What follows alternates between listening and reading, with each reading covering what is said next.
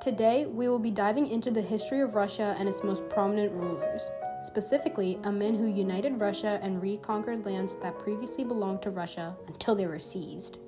Lands like Ukraine and Upper Oka, which had been taken by the Polish-Lithuanian Union. But let's not get ahead of ourselves. First, we'll discuss Ivan's boyhood.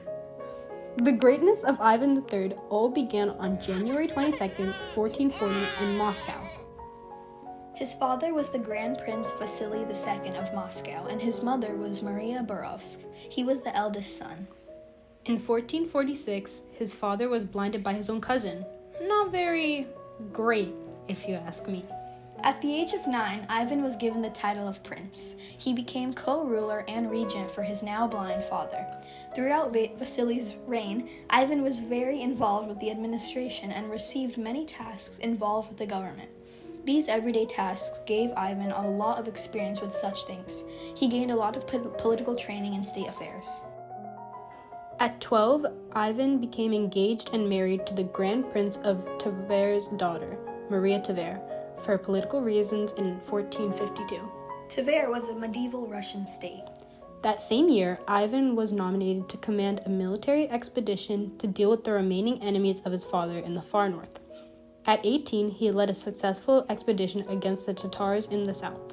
When Vasily II died on March 27, 1462, 22-year-old Ivan's reign as king began. Not much is known about the early stage of his rule, so it's assumed that it was relatively uneventful and not very great. Eventually, Ivan and Maria had their first son, Ivan Ivanovich. Tragically, Maria Tver died in 1467, possibly due to poisoning. Little is known about her. Another issue was that she passed before she and Ivan had another child. Ivan soon realized that, due to the poor quality of Muscovite medicine at the time and his brother's lack of enthusiasm to continue the royal line, if his son were to die before him, he would be without an heir. So he decided to find a new wife to continue his lineage. Pope Paul II sought to find a husband for Zoe Paleologus, and Cardinal Bessarion of the Greek Church advised him to have her marry Ivan. So in 1469, Cardinal Bessarion wrote to Ivan from Rome, offering Zoe's hand in marriage. She was the niece of the last Byzantine emperor, Constantine XI. After 3 years, Zoe, who changed her name to Sophia and maybe her faith to Orthodox Christianity after entering Moscow, married Ivan in the Kremlin. Anyways, back to Ivan's rulership.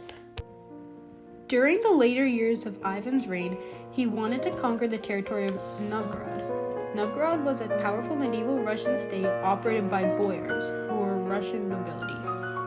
The common people of Novgorod had had enough of being looked down upon and were in favor of Novgorod being annexed to Moscow, while the wealthy didn't want that.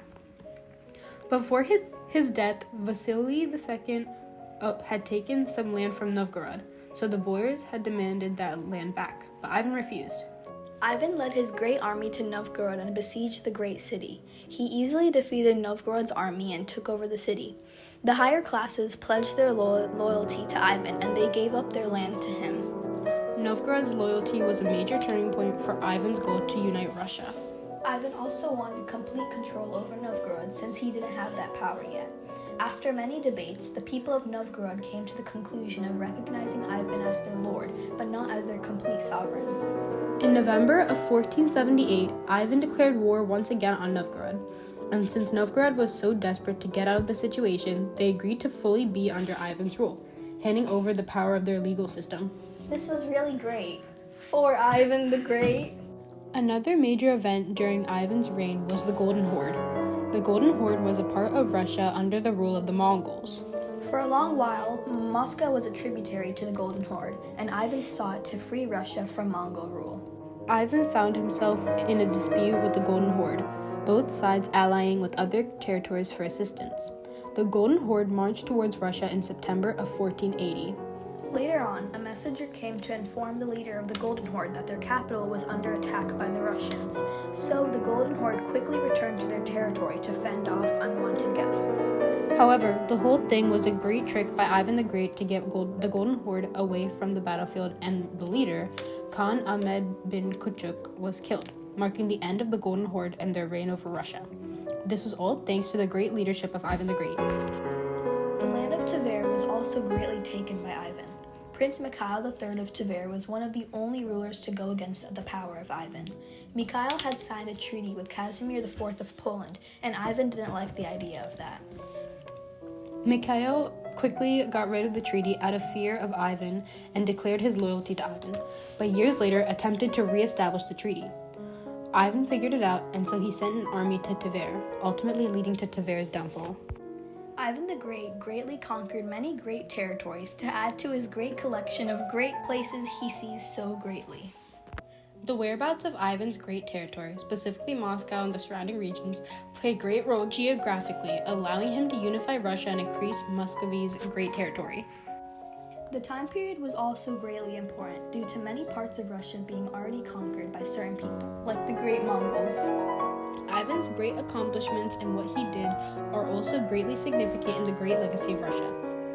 He expanded Russia's territory greatly. He was able to transform the small role of Moscow into the great political center of the unified Russian state. By the end of his great reign, he had gained all Russian territories under the rule of the Muscovy Grand Prince and increased Muscovy's territory from 150,000 square miles to around 400,000. Some say he even created the great modern Russia. Ivan the Great encouraged great economic and cultural relations with the West, also greatly strengthening Russia overall. Overall, as you can see, Ivan the Great was really great. It's very great how great he was.